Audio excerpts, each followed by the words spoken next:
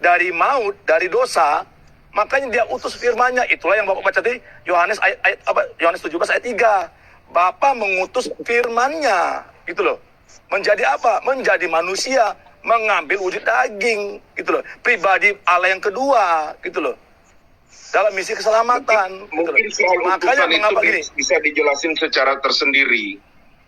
Enggak, Ya, aku jadi melihatnya Pak, bukan dari jadi gini. cerminan ini loh Bang. Aku melihatnya bukan dari cerminan Muslim. Nah, jadi begini Pak. Secara logika. Jadi begini Pak, dalam secara logika ya, kita gini, Pak. berbicara tentang Memang ini. Pak gini Pak. Memang kalau Bapak berpikir secara logika, tidak akan sampai Pak ke situ. Tapi kalau Bapak secara logis berpikir kayak kita nih, kita ada tubuh, jiwa dan roh. Kenapa kita ada tubuh, jiwa dan roh? Sebenarnya mau Gitu loh. selesaikan clear yang mana sih? Nah, Clear itu, Pak. soal utusan atau clearkan soal bapak dan anak? Jadi begini, Ini kita tentang harus ayat- mengclearkan soal bapak dan anak gitu loh. Tentang ayat Baru satu kita dulu, lari tentang ayat clearkan satu ke dulu. Tentang utusan. ayat Jadi satu jangan dulu. dua pembahasan Tentang sekaligus. pasal 17 ayat 1 dulu. Kenapa dia Ya.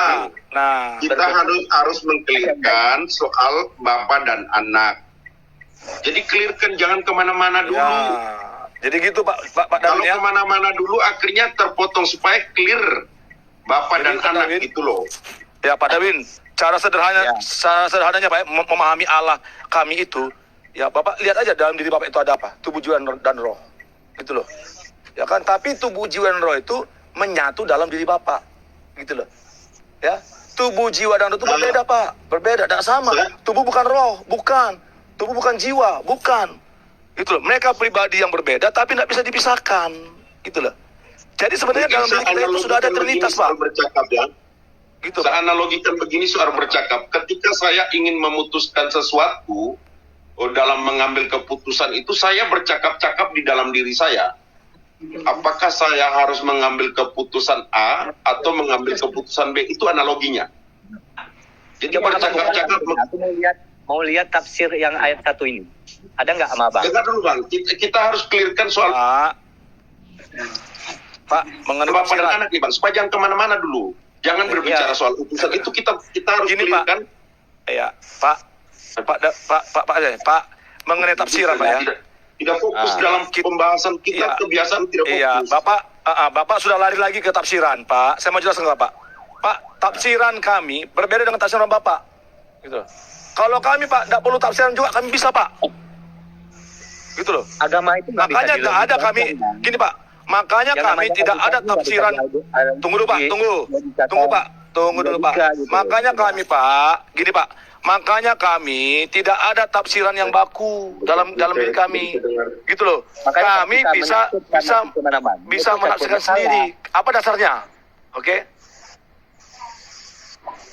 Salah, Kalau kita tidak bisa. tafsirkan dengan Kali gini Pak, kita, enaknya kita tadi itu kan beda salah. Pak. Gini, pedoman, gini Pak, gini Pak. Pedoman penafsiran kami berbeda dengan Bapak. Oke, ya. Nah, kalau kami mau memahami, ya, kalau kami mau memahami bagian dari Alkitab, ya, kami ada pedomannya Pak, gitu loh. Apa pedomannya itu? Ya kan Gimana gitu. kita memahami Pedomannya apa? adalah, tunggu dulu, kita tahu Pak latar belakangnya apa, gitu loh. Jadi dalam Yohanes 17 itu apa latar belakangnya, apa konteksnya, kan gitu. Ya kan? Nah, baru di situ Pak kita bisa memahami. Makanya kayak Bapak tanyakan tadi, konteksnya adalah memang benar ada dua pribadi. Gitu loh. Kami tidak menyangka itu. Ada Bapa dan ada anak, ada firman, sang firman itu. Gitu loh. Nah, ketika sang firman berkata-kata, dia berbicara kepada Bapa, apa salahnya? Gitu loh. Tadi kan Ibu Esther kan udah ngomong, waktu menciptakan manusia saja mereka sudah bercakap-cakap gitu loh. Berbicara, baiklah kita menjadikan manusia menurut gambar dan rupa kita. Itu loh Pak. Jadi dari awal aja, dari dalam kitab Kejadian, Allah itu sudah berbicara gitu loh. Jadi ketika mereka itu berbicara gitu loh. Sedangkan Bang, dosa jauh Pak ya.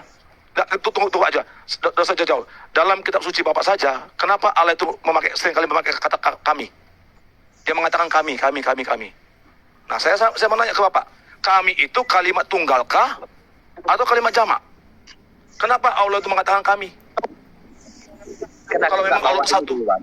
Kalau memang Allah, gini Pak, kalau memang Allah itu satu, Ya, kalau memang Allah itu Pak tauhid, ya, esa satu-satunya, kenapa dalam Al-Qur'an banyak kata kami? Jelaskan, Pak. Enggak, Mungkin begini Bang, kita menjelaskan ke kitab kita supaya jangan ribut gitu. Ini Bang, kita harus mengkelirkan, saya ulang-ulang nih ngomong nih. Abang-abang ini paham Bang. tentang Alkitab. Gimana kita memahami Bang Darwin, logika gitu. Bang Darwin, Ya. Bang Darwin, Yo, Abang, begini kita harus mengkelirkan soal Bapak ini dulu, Ini, Bapak dan Pak anak Arjuna, nih. sebentar, Jangan Pak Arjuna. kemana-mana. Pak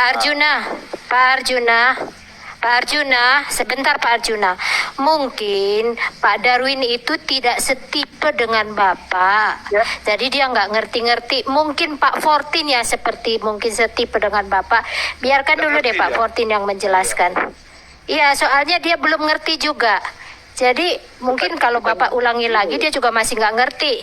Mungkin dia punya cara, tunggu Pak Darwin. Mungkin Pak Fortin bisa menjelaskannya lebih ringkas, lebih mungkin bisa dimengerti Pak Darwin. Ya kan Pak Fortin? Diskusi dulu karena ada teman masih di sini. Nanti sedikit lagi aku tambahan. Oh iya. Ini satu Kalau hal saya lagi gini, ya, Pak. yang Bu, tadi begini. Bu Esther. Sebentar dulu Bang Bagus, sebentar dulu. Jadi Oke, begini, silakan. begini Bang Darwin, ini kita berbicara bapak dan anak itu bukan oknum. Sekali lagi saya katakan bukan oknum, bukan yang dipahami di persepsi bahwa individu yang berdiri sendiri. Kan saya sudah katakan dari awal tadi, bukan berarti karena tidak ada terjemahan yang pas, yang tepat soal hipotesis tadi. Tidak ada terjemahan yang pas, harusnya diterjemahkan sebagai tiga natur atau tiga elemen gitu, tiga unsur di sana harusnya Bang. Jadi dalam satu objek ada tiga unsur. Trinitas. Iya, itu istilah Bang. Jadi Abang harus paham di dalam satu objek tidak ada tiga unsur, itu maksudnya di situ. Nah, analoginya di mana? Analogi kita pakai analogi ya. Di dalam satu tubuh ada terdiri dari daging, darah dan tulang. Itu satu tubuh. Analoginya di situ Bang ya. Paham dulu di situ. Ya. Ah. Oke. Jadi Yesus sebagai firman tidak ketika firman itu keluar dari Allah, artinya Allah itu tidak punya firman, karena firman itu bukan hanya satu. Firman itu bisa banyak, bisa di saat yang sama juga kalau Tuhan mau.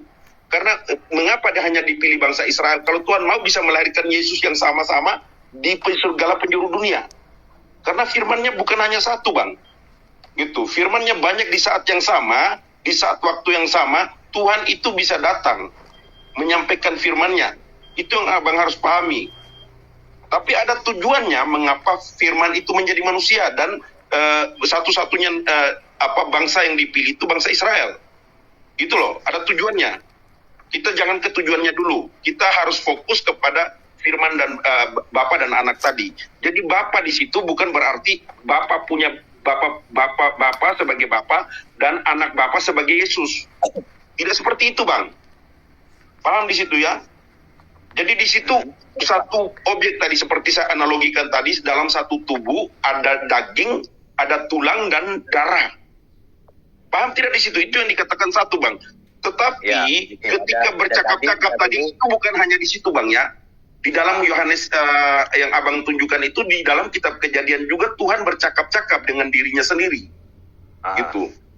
Jadi Tuhan bercakap, Bang, baiklah kita menjadikan manusia serupa dan segambar dengan kita. Loh, Tuhan bercakap dengan Tuhan yang mana lagi kalau kita mau bertanya seperti itu kan, Bang?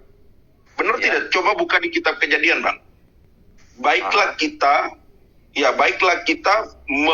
menciptakan manusia serupa dan segambar. Itu Tuhan berbicara dengan siapa sih?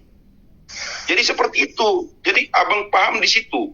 Jadi keimanan Kristen seperti itu. Lalu kedua, mengapa Tuhan itu berfirman? Karena dia berfirman hanya dengan manusia, maka itu dia datang menampakkan sosok ilahinya. Itu ada istilah yang namanya teofani. Itu istilah. Artinya dia menampakkan itu karena Tuhan secara keaslian tidak bisa berbicara langsung dengan manusia karena rupa dan suaranya tidak bisa didengar. Karena itu dia harus merubah dirinya menjadi manusia supaya bisa